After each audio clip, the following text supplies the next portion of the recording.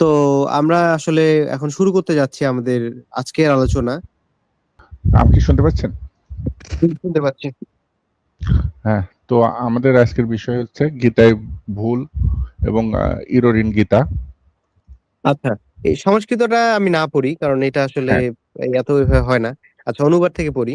অন্ন হুম। হইতে প্রাণী নিচয় উৎপন্ন হয়, বৃষ্টি হইতে অন্ন সমুদ্ভূত হয়, যজ্ঞ হইতে বৃষ্টি উৎপন্ন হয়, যজ্ঞ কর্ম হইতে উৎপন্ন হয়। তারপর আনন্দ গিরিটিকা অনুবাদ। এই জন্য অধিকারী পুরুষের কর্ম আহ, করা উচিত, কারণ কর্ম সংসার চক্রের প্রবৃত্তির হেতু। তাহাও কি প্রকারের হয়, তাহাই বলা যাইতেছে যে অন্নাদ অন্নাদ্ভোদন্তীত্যাদি ভুক্ত অন্ন শুক্র শোণিত রূপে পরিণত হইলে তাহা হইতে প্রাণীগণ জন্মলাভ করিয়া থাকে, ইহা সকলেরই অনুভূত। পর্জন্য অর্থাৎ বৃষ্টি হইতে অন্নের উৎপত্তি হয়, যজ্ঞ হইতে পর্জন্য হইয়া থাকে। ধর্মশাস্ত্রেও ইহা উক্ত হইয়াছে যে অগ্নিতে আহুতি অর্পিত হইয়া আদিত্য উপস্থিত হয়, আদিত্য হইতে বৃষ্টি হয়, বৃষ্টি হইতে অন্নের উৎপত্তি হয়, অন্ন হইতে প্রজা উৎপত্তি হয়। এই স্থলে যজ্ঞ শব্দের অর্থ অদৃষ্ট, সেই অদৃষ্ট পুরোহিত ও যজ্ঞমান সাধ্য যাগাদিরূপ কর্ম হইতে উৎপন্ন হয়। তাহলে এখান থেকে কি বুঝলেন? আম, আমি কম বেশি আসলে খুব একটা ইয়া করি না, আপনি বুঝান দেখি। আমি মানে জিনিসগুলো একটু কঠিন কঠিন মনে হয় আমার কাছে।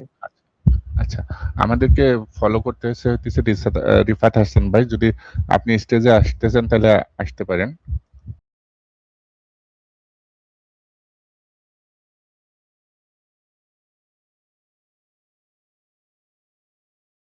মানে ইনি কি লাইভ দেখছেন আমাদের, তাই তো? হ্যাঁ, হ্যাঁ, হ্যাঁ।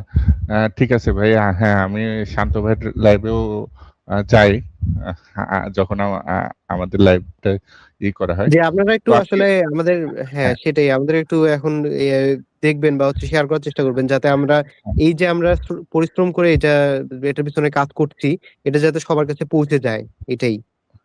হ্যাঁ। তো হ্যাঁ, আপনাকে রিফাত হাসান ভাই, হোসেন ভাই, আপনাকে হচ্ছে দেখি কমেন্ট করতে।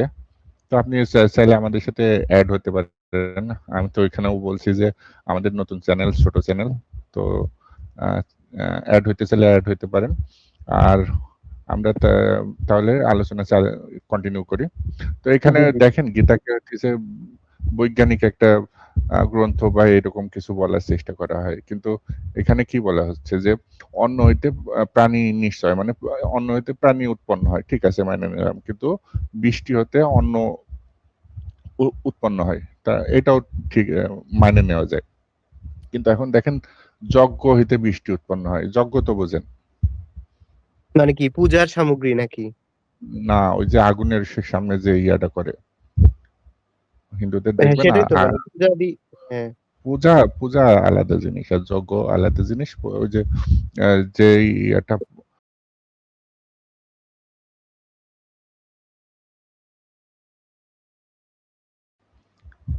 এই যে এটা দেখা হচ্ছে যাচ্ছে। যজ্ঞ। আচ্ছা আচ্ছা, হ্যাঁ বুঝতে পারছি, মানে জিনিসটা আমি ইমাজিন এই করছি যে বাট হয়তো আমি এমনি বলতে পারিনি। তো এটা হইতেছে যজ্ঞ। তো এইখান থেকে তো হইতেছে বৃষ্টি উৎপন্ন হওয়া অসম্ভব, ঠিক আছে? তো জি। এটা হইতেছে টোটালি একটা ভুল কথা, যেটা গীতার হইতেছে ভুল একটা ই, যে যজ্ঞ হইতে বৃষ্টি উৎপন্ন হয়, যজ্ঞ কর্ম হইতে উৎপন্ন হয়, যেটা হইতেছে পুরোপুরি একটা ভুল ব্যাখ্যা। তো এই হুম। ধরনের হইতেছে অনেক ভুল আছে, যেটা হইতেছে এখানে বিশ্লেষণ করা আছে। আর এই কথাটাই এখানে বিশ্লেষণ করে বলা হয়েছে। এরপর আসেন হইতেছে গীতা কতটা পুরনো।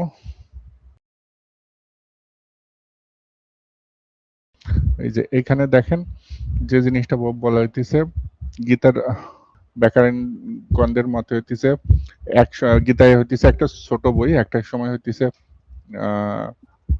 745টা শ্লোক ছিল, তো এখন হইতেছে সেখানে 700 শ্লোক আছে, যে যার অর্থ হইতেছে 45টি শ্লোক হারিয়ে গিয়েছে। ঠিক আছে, আর এটার প্রমাণ পাবো আমরা কোথায়? এটার প্রমাণ পাবো হইতেছে এই যে মহাভারতের ভীষ্ম পর্ব, অধ্যায় 43, শ্লোক 3 থেকে 5। এখানে কি বলা হচ্ছে? এখানে বলা হচ্ছে যে এই যে ভগবান শ্রীকৃষ্ণ এই গীতায়, আমার কথা শোনা যাচ্ছে? এই কথা শোনা যাচ্ছে।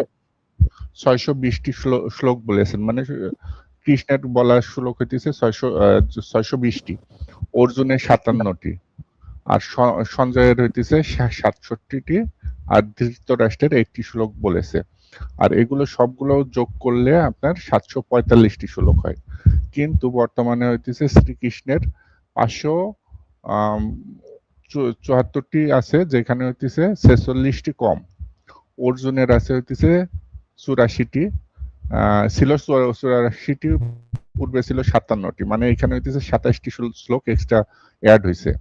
আর সঞ্জয়ের হইতেছে 41টি শ্লোক ছিল, যেখানে হইতেছে পূর্বে ছিল 67টি, বর্তমানে হইতেছে 26টি অনুপস্থিত। আর ধৃতরাষ্ট্রেরটা ঠিক আছে। তাইলে এখান থেকে দেখা যাচ্ছে যে বর্তমানে 700 শ্লোক থাকলেও আগে ছিল 745টি শ্লোক, যার ফলে হইতেছে গীতা একটা বিকৃত রচনা বা বিকৃত গ্রন্থ বলে মানা যায়। এরপরে আবার আছে মনে করেন গীতা, শ্রীমদ্ ভগবত গীতার অধ্যায় 13, শ্লোক 4। এখানে বলছে, আপনি অনুবাদটা পড়েন। ঋষিগণ কর্তৃক সেই তত্ত্ব বহু প্রকারে বর্ণিত হইয়াছে, বিধিত বেদবাক্য দ্বারা পৃথক পৃথক রূপে কীর্তিত হইয়াছে, এবং যুক্তিপূর্ণ নিশ্চিত সিদ্ধান্তযুক্ত বাক্য ব্রহ্মসূত্র পদের দ্বারাও কীর্তিত হইয়াছে। হ্যাঁ, তো এখানে হইতেছে স্পষ্টভাবে বলা হচ্ছে যে ব্রহ্মসূত্র পদে, ঠিক আছে, ব্রহ্মসূত্র পদে। তো এইখানে হইতেছে ব্রহ্মসূত্র হইতেছে আর একটা গ্রন্থ, ঠিক আছে, মানে হিন্দু ধর্মের আর একটা গ্রন্থের নাম ব্রহ্মসূত্র। সেটার লেখক হইতেছে আদি শঙ্করাচার্য।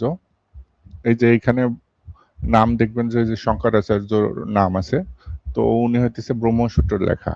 এখন মজার বিষয় হইতেছে ব্রহ্মসূত্র পদে এই কথা দিয়ে যেটা করছে, ব্রহ্মসূত্রে কিন্তু আবার কি বলে, ওই যে গৌতম বুদ্ধদের যে একটা ছিল, মাধ্যমিকা ও যোগাসর, এই যে যোগ করে না, যোগা, জি শুনছেন?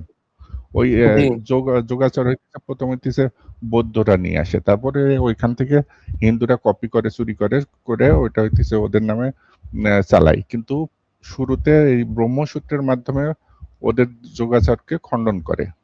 তো যার ফলে বোঝা যায় যে গীতা আসছে হইতেছে বৌদ্ধদের পরে, বা আর হইতেছে ব্রহ্মসূত্র যে হইতেছে শঙ্করাচার্য, তার জন্ম হইতেছে 1200-1300 মানে শতাব্দীর দিকে, মানে এই 700-800 বছর আগে।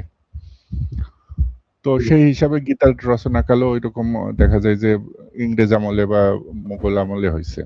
তো এইখানে যে জিনিসটা, এই যে সেই ব্রহ্মসূত্রে কি বলা হচ্ছে সেটাও এখানে দেওয়া আছে। এতন যোগ প্রত্যক্ত, এখানে হইতেছে অধ্যায় 2, পাদ 1, সূত্র 3, শঙ্কর ভাষ্য। এখানে যে দেখেন, অর্থাৎ এই কপিলকৃত শঙ্কর দর্শনের প্রত্যাখ্যানই পতঞ্জলির যোগ দর্শনও প্রত্যাখ্যিত হইল বুঝিতে হইবে। তাহলে এখান থেকে দেখেন এই যে যোগ দর্শনকে প্রত্যাখ্যান করতেছে, মানে ওইটাকে খণ্ডন করতেছে। ঠিক ওইটারই হইতেছে আর একজনের ভাষ্য মতে এইভাবে যোগ দর্শনের মতো খণ্ডিত হইল, মানে যোগ দর্শনের মতো খণ্ডিত হচ্ছে, যার ফলে আমরা বুঝতে পারি যে এটা হইতেছে ব্রহ্মসূত্রের পরে লেখা। আর ব্রহ্মসূত্রটা আগে আসছে। হ্যাঁ, আর গীতা হইতেছে তাহলে ওই মুঘল আমলে বা ইংরেজ আমলে লেখা হয়েছে। এটা গেল একটা। এখন হইতেছে গীতা এমন একটা গ্রন্থ যেটা দেখা যায় যে এমন হতে পারে একটা গ্রন্থের সাথে আর একটা গ্রন্থের কনফ্লিক্ট থাকতে পারে, এটা মাইনে নেওয়া যায়, ঠিক না? কিন্তু জি গীতা হইতেছে এমন একটা গ্রন্থ যেটা হইতেছে একটা লাইনের সাথে আর একটা লাইনের কনফ্লিক্ট আছে, শুধু তাই না, একটা শব্দের সাথে আর একটা শব্দের কনফ্লিক্ট আছে। যেমন আপনি এটা পড়েন, টাইটেল। আচ্ছা, দেহ নশ্বর, আত্মা অবিনশ্বর, তাই যুদ্ধ করো। অনুবাদ: হে ভারত, অবিনাশী, অপ্রমেয় ও নিত্য শরীরীয় এই সকল দেহই বিনাশশীল রূপে উক্ত হইয়াছে, যে কারণে আত্মার বিনাশ হয় না, এই জন্য তুমি যুদ্ধ করো। আচ্ছা, এইখানে মজার জিনিস দেখেন যে হইতেছে হিন্দুরা অন্যদেরকে হইতেছে জিহাদ বলে, অন্যদেরই করে, কিন্তু এখানে তারা সরাসরি কিন্তু যুদ্ধ করতে বলতেছে। আর এটার হইতেছে রেফারেন্স শ্রীমদ্ ভগবত গীতা অধ্যায় 2 শ্লোক 18, শঙ্কর ভাষ্য অনুবাদ শ্রীযুক্ত প্রমনাথ তর্কভূষণ। এখন হইতেছে যৌক্তিক বিশ্লেষণে যদি যাওয়া যায়, তাহলে এখানে দেখেন অবিনাশী, যার অর্থ হইতেছে আত্মার নাশ বা বিনাশ হয় না। এরপর পরে বলা হয়েছে অপ্রেমেয়। ঠিক আছে, অপ্রেমেয় এই কথাটা যে কত বড় ভুল, সে হইতেছে যে যে লিখছে সে যে একটা বড় ধরনের মূর্খ, এটা এই কথাটা বলেই সে লিখছে, বুঝিয়ে দিয়েছে। যেমন অপ্রিয়ময় শব্দের অর্থ কি? অপ্রিয় শব্দের অর্থ হচ্ছে যা প্রমাণ বা সিদ্ধ করা যায় না। প্রমেয় অর্থ হইতেছে প্রমাণ সাধ্য, তাই তো? জি আর অপ্রমেয় অর্থ হলো যা প্রমাণ করা যায় না। এখন তাহলে হে ভারত, অবিনাশী, অপ্রেমেয় ও নিত্য শরীরের এই সকল দেহই বিনাশশীল রূপে উক্ত হয়েছে, এই জন্য তুমি যুদ্ধ করো। যদি আমরা এই শ্লোকের গভীরভাবে পড়ি ও বিশ্লেষণ করি, তাহলে দেখা যায় এখানে আত্মাকে অবিনাশী বলা হয়েছে, অর্থাৎ আত্মার কোনো বিনাশ হয় না। এরপর বলা হয়েছে আত্মা অপ্রেমেয়, অর্থাৎ যা প্রমাণ করা যায় না বা যুক্তি প্রমাণের দ্বারা সিদ্ধ করা সম্ভব না। তাহলে আত্মা যদি অপ্রেমেয় হয়, তাহলে এই কথা যে বলেছে সে কিভাবে জানলো যে বা প্রমাণ পেল যে আত্মা আছে? কথা বুঝছেন? জি মানে অপ্রিয়, যদি যে জিনিসের প্রমাণই করা যায় না সেই জিনিসের কথা যে বলছে সে প্রমাণ কিভাবে পেল? ঠিক আছে, আত্মা তো অপ্রেমেয়, তাই না? আত্মাকে সিদ্ধ বা প্রমাণ করা যায় না, সে তো নিজেই বলছে যে আত্মা অপ্রেমেয়। এরপর বলা হয়েছে নিত্য শরীরের এই সকল দেহই বিনাশশীল।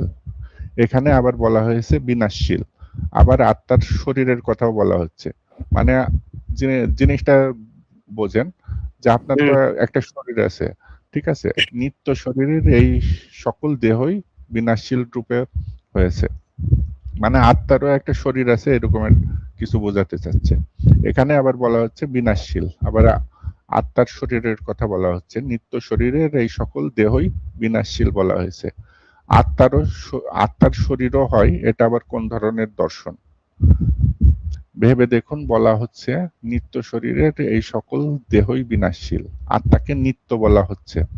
নিত্য অর্থ যার শুরু আছে, মানে শুরুতে ছিল, বর্তমানেও আছে এবং ভবিষ্যতেও থাকবে, মানে ইটারনাল বা চিরন্তন, যা শাশ্বত, সনাতনও বলা হয়। তার আরেকটি অর্থ নিত্য, মানে বুঝছেন, নিত্য হইতেছে শাশ্বত, সনাতন, জি, মানে ইটারনাল বলতে যেটা যেটা ধ্বংস হয় বোঝানো না হয়। আর কি। হুম হুম, হুম। নিত্য শরীর, নিত্য স্বরূপ জীবাত্মার সকল শরীর বিনাশশীল বলা হয়েছে। জীবাত্মার কোন শরীর বা জীবাত্মার কিসের শরীর? অথচ আপনারা তো আত্মার কোনো শরীর নেই বলেই মানেন, মানে ওরা তো আত্মার কোনো শরীর নেই বলেই মানে। আত্মা জি তো অভৌতিক। অভৌতিক অর্থ যার কোনো অস্তিত্ব নেই, যার কোনো পদার্থ দিয়ে গঠিত নয়, যার কোনো ওজন নেই, যার কোনো আয়তন নেই। এসব সাংঘর্ষিক, পরস্পর বিরোধী, স্ববিরোধী, অসঙ্গত কথার পরও যদি এক মুহূর্তের জন্য মেনে নেওয়া যায়, অবিনাশী, অপ্রিমেয় ও নিত্য শরীরের এই সকল দেহই বিনাশশীল বলা হয়েছে, এই জন্য অর্জুন তুমি যুদ্ধ করো।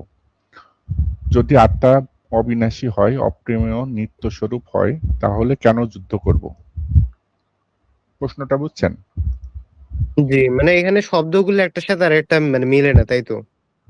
না, সেটা তো আছেই। এখন মনে করেন যে আপনার আত্মা অবিনাশী, অপ্রিমেয় সবকিছু মেনে নিলাম, কিন্তু তারপরেও হইতেছে অর্জুন আপনি কেন যুদ্ধ করবেন? মানে যুদ্ধ করার তো কোনো এই জায়গা, মনে করেন এই যে শ্লোকটা, এখানে কোনো রুলস ফেলাইছে যে আমি এই জন্য যুদ্ধ করব বা তুমি এই জন্য যুদ্ধ করো? কোনো কিন্তু রুলস ফেলায় নাই যে অন্যায়ের বিরুদ্ধে যুদ্ধ করো বা মনে করেন যারা দুর্বল তাদের জন্য যুদ্ধ করো। এখানে সরাসরি বলা হচ্ছে যে যুদ্ধ করো। তো এই কথাটা, আত্মা যদি জি, বিনাশী এক্স্যাক্টলি। অবিনাশী হয় তাহলে আমি কেন যুদ্ধ করব? যুদ্ধের সাথে এসবের সম্পর্ক কি? যদি ধরেও নেই আত্মা অবিনাশী, শাশ্বত, সনাতন, তাহলে কি মানুষকে মারতে কাটতে শুরু করবে? মানুষকে হত্যা করতে শুরু করবে? মানুষের সাথে যুদ্ধ করা শুরু করে দেবে? আত্মা অবিনাশী, শাশ্বত, সনাতন হলে হত্যা বৈধ, ন্যায়সঙ্গত হয় কিভাবে? যুদ্ধ কিভাবে বৈধ হয়, ন্যায়সঙ্গত হয়? আর এখানে তো যুদ্ধের কথা, যুদ্ধের প্রসঙ্গই ওঠে নাই। মানে আহ, এটা হইতেছে সেকেন্ড চ্যাপ্টার। ফার্স্ট চ্যাপ্টারে হইতেছে মানে যে প্রশ্নগুলো করছে, মানে এই জিনিসটা হইতেছে কৃষ্ণ আর অর্জুনের কথা হইতেছে, ঠিক আছে? তো জি, ওইখানে একটার পর একটা প্রশ্ন করে যুদ্ধের ময়দানে বসে বসে। মনে করেন যে সব সেনাবাহিনী দাঁড়ায় আছে, তারা হইতেছে এই গল্পগুলো করতেছে, ঠিক আছে? তো জি। ওইখানে যে প্রশ্নগুলো উঠছে সেখানে হইতেছে যুদ্ধের কোনো কথাই ওঠে নাই, কিন্তু কৃষ্ণ হইতেছে জোর করে এটা, এই জিনিসটা বলতেছে যে অর্জুন তুমি যুদ্ধ করো। এখানে বর্ণ সংকটের কথা উঠেছে, মানে বর্ণ সংকটের কথা প্রশ্ন করতে করতে আর কি এর ভিতরে এই শ্লোক ঢুকাই দিছে, যেখানে বর্ণ সংকট নিয়ে কথা হচ্ছে, সেখানে বর্ণ সংকটের আশঙ্কা সমাধান দেওয়ার পর যুদ্ধের কথা তুলতো। ঠিক না? মানে মনে করেন একটা প্রশ্নের পর তো আর একটা প্রশ্নের উত্তর দেবেন, সেটা না করে এটা হচ্ছে প্রশ্নের ক্রম ভেঙে হচ্ছে অন্য উত্তর দিচ্ছে। প্রথমে বর্ণ সংকটের সমাধান না করে যুদ্ধের কথা তোলার অর্থ হচ্ছে বিষয়বস্তু থেকে পলায়ন। এখানে তো যুদ্ধ বিষয়ক বিষয়বস্তুর সাথে কোনো লেনদেনই নাই। এরপর একটু আপনি করেন। আচ্ছা, আত্মা কাউকে হত্যা করে না। আত্মার হত্যাও সম্ভব নয়। অনুবাদ: যে ব্যক্তি এই আত্মাকে হন্তা বলিয়া জানে, অথবা যে ব্যক্তি ইহাকে হত বলিয়া জানে, তাহারা উভয়ই জানে না। অর্থাৎ আত্মা হন্তাও নহে, হতও হইতে পারে না, ইহা বুঝিতে পারে না। মানে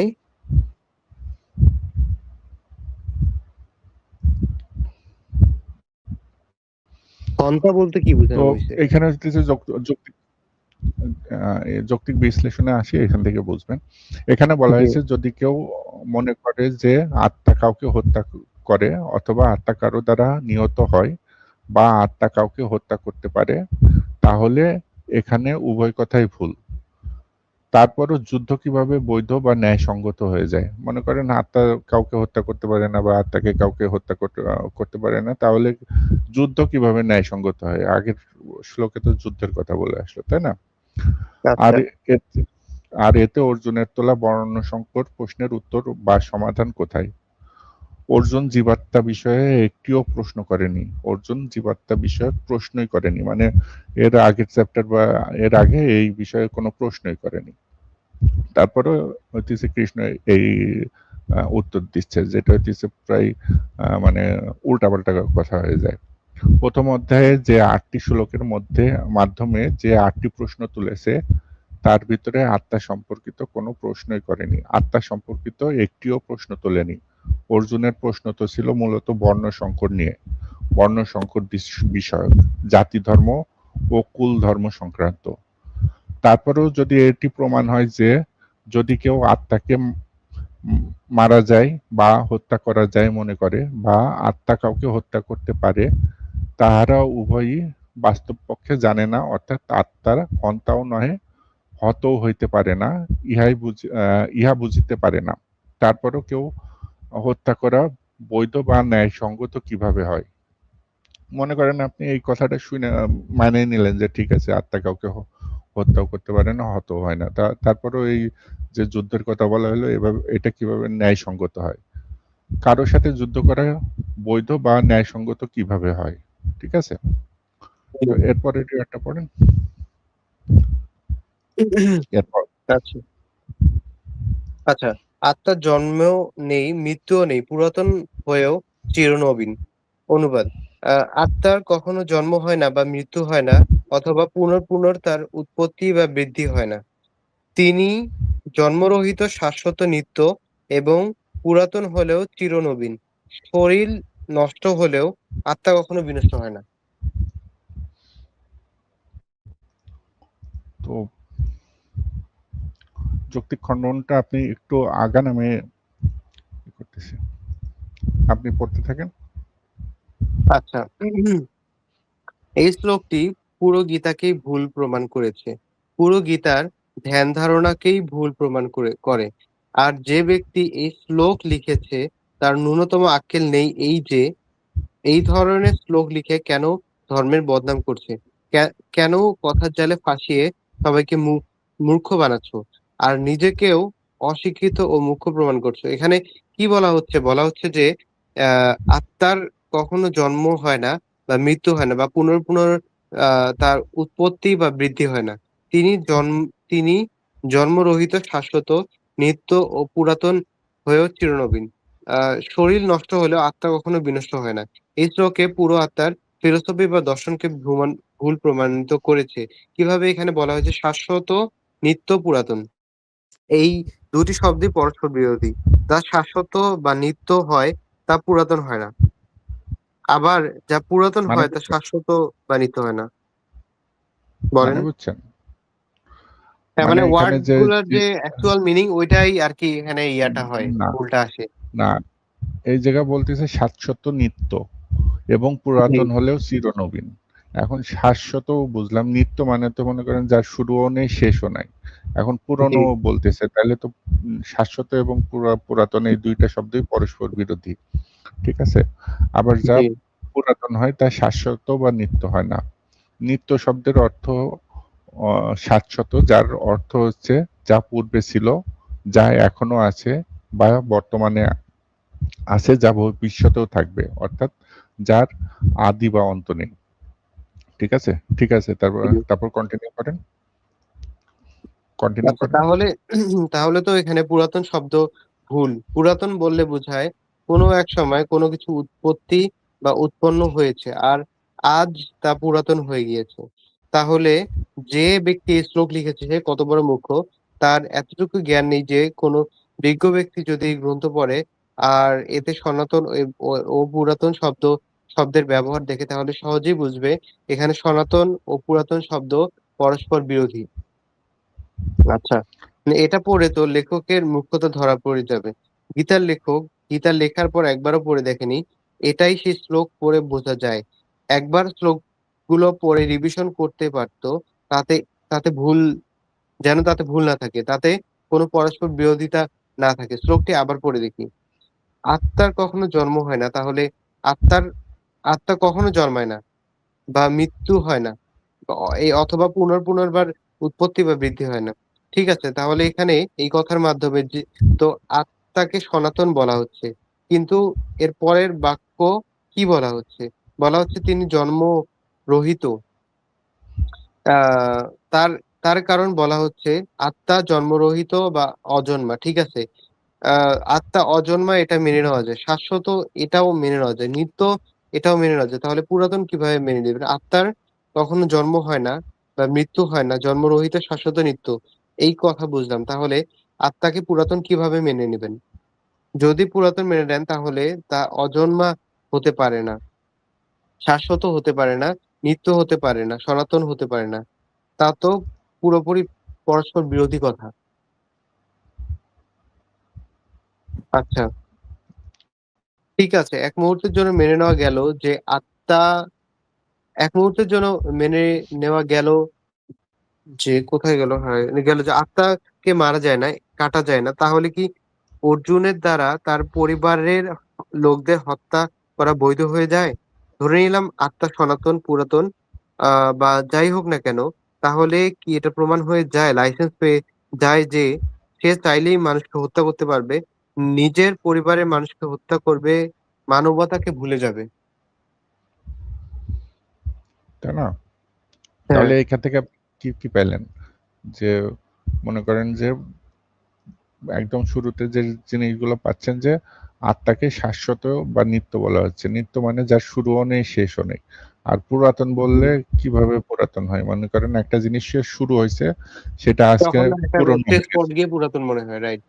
তাই না? তাহলে এই কথাটাই হচ্ছে পুরোপুরি আম আমি বললাম না যে আপনাকে যে গীতা এমন একটা হিন্দু ধর্মের বেশিরভাগ শাস্ত্রে এরকমভাবে লেখা হয়েছে যে একটা শব্দের সাথে আরেকটা শব্দ কনফ্লিক্ট করে। ঠিক আছে? তো এখান থেকেও আচ্ছা, আমি আমার মানে দেখলাম। একটা প্রশ্ন আরকি, মানে আমি যেহেতু জানি না এই ব্যাপারটা হচ্ছে, এই মানে তারা তো যেহেতু সংস্কৃততে লিখছে, হ্যাঁ, তো সরি মানে এই তাদের যে এখানে বক্তব্য কি? এই যে সংস্কৃত পড়েন, ও, সংস্কৃত যে নিত্য খুব শাশ্বত হয়ং পুরাণে। ও, বুঝছি। হ্যাঁ, পুরানো। মানে এই যে এতক্ষণ যে সবই করা হয়েছে এই যে তদ্ভুত এই জায়গায় যুদ্ধ করো, এই যে যজ্ঞ, এই যে এখানে যজ্ঞ কর্মধু, এই যে সবই আর কি হইতেছে আহ, লাল মার্ক করা আছে।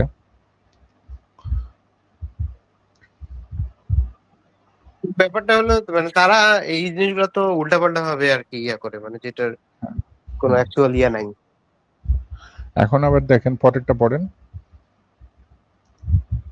আচ্ছা, এই যে অনুবাদ, এই হ্যাঁ, আত্মাকে শাস্ত্র সকল ছিন্ন করিতে পারে না, এই আত্মাকে অগ্নি দগ্ধ করিতে পারে না, এই আত্মাকে জল বিচ্ছিন্ন করিতে পারে না, এবং বায়ু শুষ্ক করিতে পারে না। হুম। তাহলে এইখান থেকে আপনি কি বুঝলেন? মানে মানে ওই জিনিসটাই বোঝাচ্ছে যে আত্মা হচ্ছে এমন একটা জিনিস যেটা হচ্ছে কেউ এটার কোনো ক্ষতি সাধন করতে পারে না, এরকম কিছু না, একটা। তাহলে আত্মাকে অস্ত্র দ্বারা হইতেছে কাটা যায় না, আগুন ও, দিয়ে পোড়ানো শস্ত্র যায় না। মানে এখানে ইয়া ইয়া বুঝাচ্ছে, মানে আর্মস হ্যাঁ, কিছু একটা বুঝাচ্ছে। হ্যাঁ, হ্যাঁ। আর জলেও মানে পানিতেও ডোবে না, আবার বায়ুতেও শুষ্ক করতে পারে না। এখন কথা হলো তারপরে তাহলে হইতেছে তারা এই যে আম, স্বর্গ নরক মানে নরকে হইতেছে আগুনে পোড়াবে, তাহলে আত্মা তো এই জায়গা বলছে যে একে পোড়ানো যায় না, তাহলে সেটা তো কনফ্লিক্টেড। পরবর্তী হইতেছে আত্মাকে ছিন্ন করা যায় না, কিন্তু এরকম অনেক জিনিস আছে যেমন মনে করেন যে এই যে আহ, কি বলে যে আহ, পাথরকুচি আছে না? জি। পাথরকুচির পাতা তো একটা ভেঙে নিয়ে যায় আরেক জায়গায় লাগানো যদি হয় তাহলে হইতেছে সেটা আবার জন্ম মানে বেঁচে থাকে।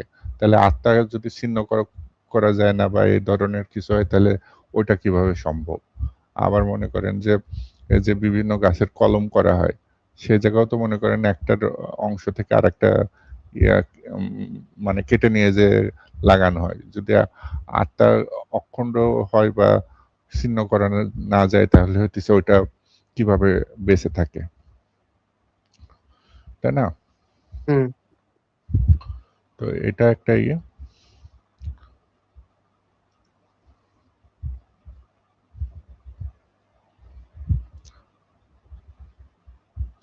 এখন আবার আসেন যে এই যে এটা দেখি যে ওরা বলে যে হইতেছে যখন গীতা লেখা হয়েছে তখন হইতেছে কোনো আর কোনো ঈশ্বর ছিল না বা আল্লাহ বা কেউই ছিল না। তো এটা আপনি পড়েন। আমি মহেশ্বর যজ্ঞ ও তপস্যার ভোক্তা জেনে শান্তি। অনুবাদ, আমি যজ্ঞ ও তপস্য সমূহের ভোক্তা, সকল ভূতের সুহৃদ এবং সর্বলোকের মহেশ্বর।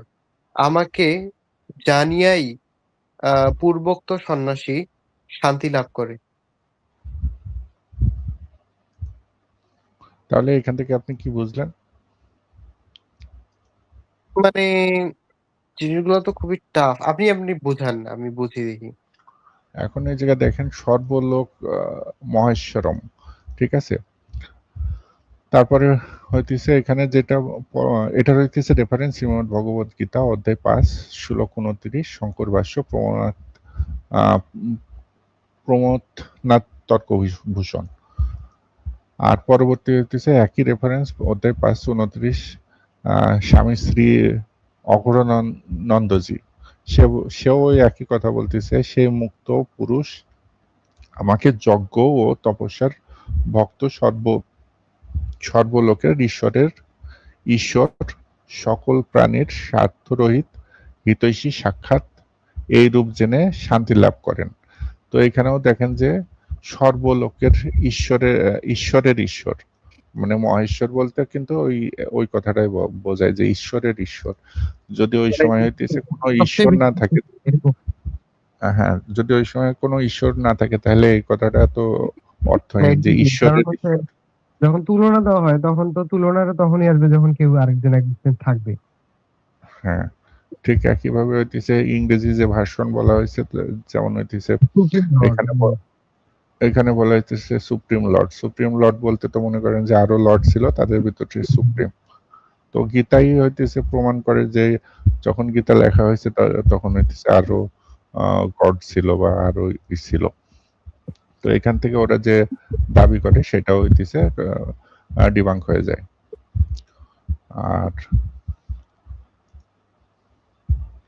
তারপরে আসেন আরেকটা জিনিস সেটা এখানে আপনি পড়েন,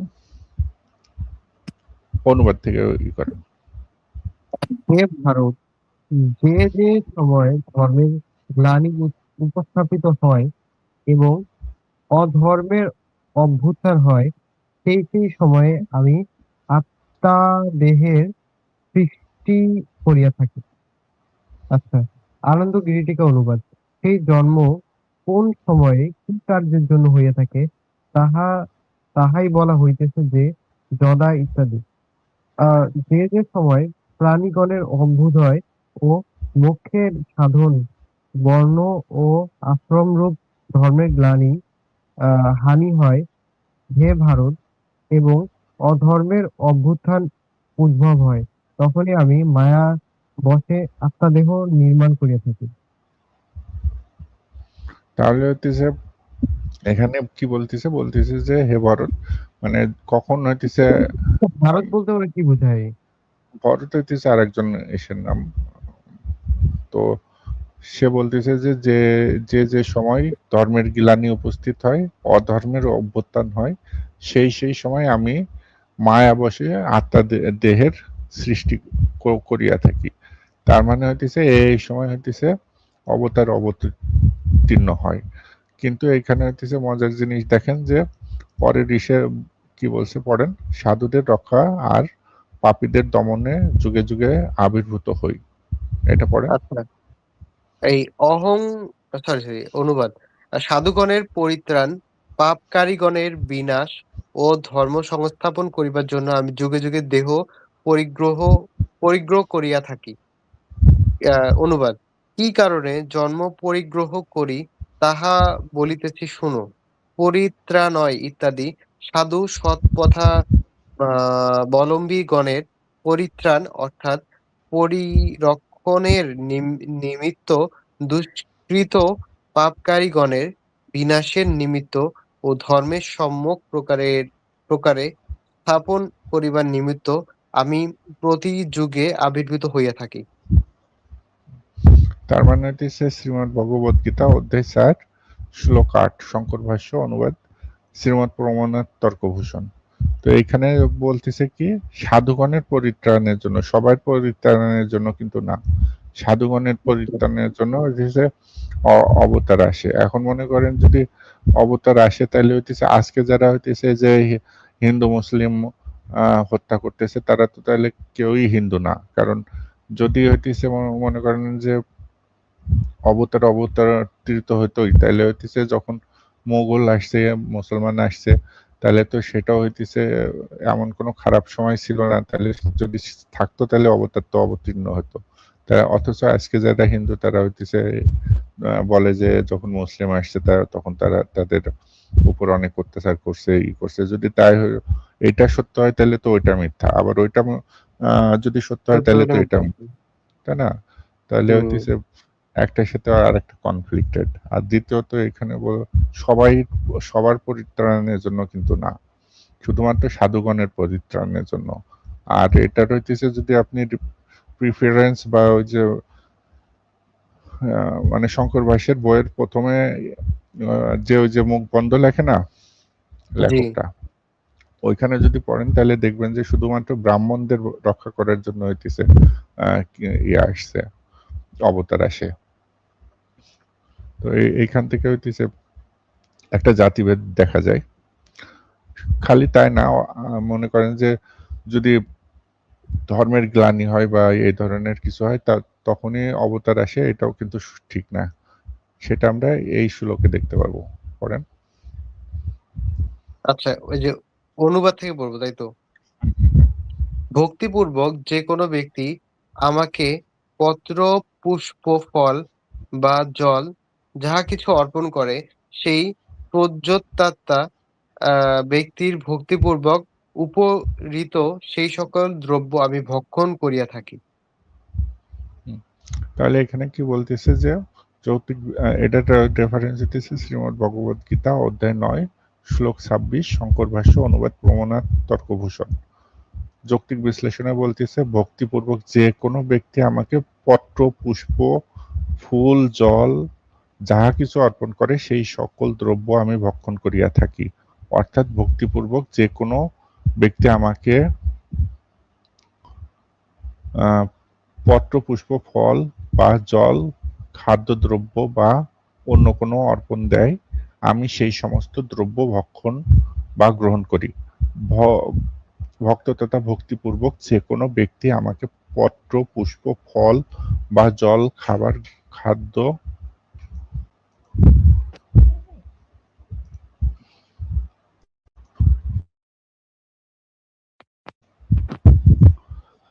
পুষ্প, ফল বা জল, খাবার, খাদ্যদ্রব্য তথা যাহা কিছু অর্পণ করে বা প্রদান করে সেই সকল দ্রব্যই আমি খাই, ভক্ষণ করি, ভোজন করিয়া থাকি। অর্থাৎ ভক্ত প্রদত্ত খাবার, খাদ্যদ্রব্য ঈশ্বর এসে খায় বা ভক্ষণ করে। মানে বুঝছেন? মানে ঈশ্বর হইতেছে খাওয়ার জন্য হইতেছে আসছে। কিন্তু মনে করেন যে তাহলে এই যে বিভিন্ন ধরনের আম মানে খারাপ কাজ হচ্ছে বা ভারতে এত মানুষ হত্যা করছে, তখন কিন্তু হইতেছে আ ঈশ্বর আসছে না। আসছে কখন? ভক্ত যখন তাকে খাবার দিচ্ছে, খাবারের লোভে হইতেছে তাদের ঈশ্বর আসতেছে। মানে বুঝছেন? জি। না, এই জন্য হয়তো মানে সম্ভবত তারা এই যে যেকোনো কিছুকে যে ভগবানের আসনে বসায়, যে এরকম থাকে না, দেখা গেল ওনারা এই যে এই ধরনের যুক্তি তো দেয়, দিতে হুম, পারে যে এটা এই জন্য তো আমরা সবকিছুকে ভগবানের চোখে দেখি, যে এটাই হচ্ছে ওই এখান যে থেকে আমরা।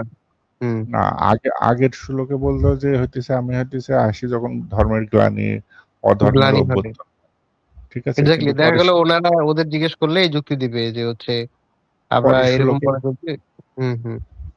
পরের শ্লোকে বলতেছে না আমি হইতেছে পত্র, ফুল, ফল এগুলো দিলে এগুলো খাওয়ার জন্য আমি আসি। ঠিক আছে? তো ওইটারই হইতেছে আরেকজনের অনুবাদ করছে, সেটা হইতেছে চারু স্বামী ইসকনেরই, যে যে বিশুদ্ধ চিত্ত নিষ্কাম ভক্ত ভক্তি সহকারে আমাকে পত্র, পুষ্প, ফল ও জল অর্পণ করেন, আমি তার সেই ভক্তিপ্লুত উপহার প্রীতি সহকারে গ্রহণ করি। মানে ওই যে মানে সে শুধু হুম, হুম। খাওয়ার জন্য আসে। ঠিক আছে? আচ্ছা, এটার সংস্কৃত শ্লোকটা কি বলছে? পত্রং, আচ্ছা দেখি একটু, হুম, দেখে বোঝা যাচ্ছে আসলে খাওয়া একজন লিখছে খাওয়া, আরেকজন হচ্ছে গ্রহণ করি।